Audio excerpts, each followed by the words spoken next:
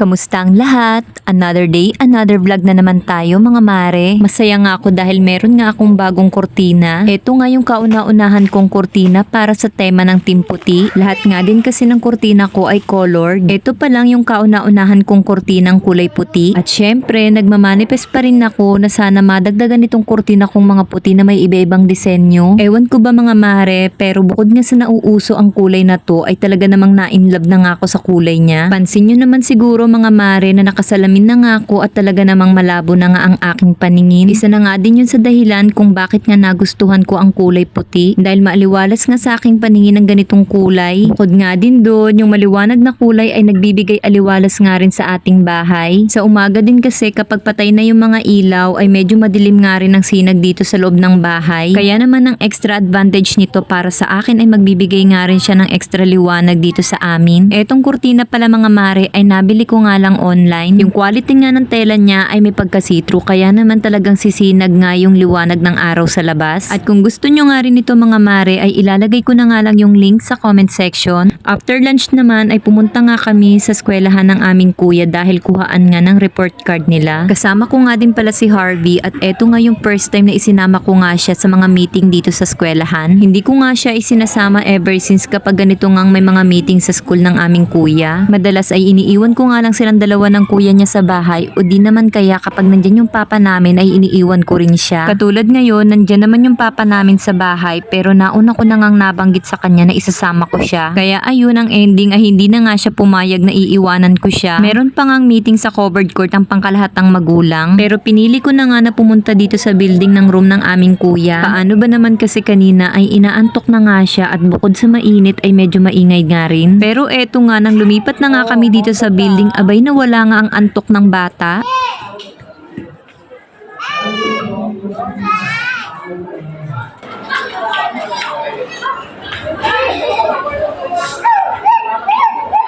Sabi ko nga makaidlip man lang ng konti itong bata. Abay kabaliktaran nga ang nangyari at ayan mas naging energized na nga siya. Oh. Dapa ka na dyan.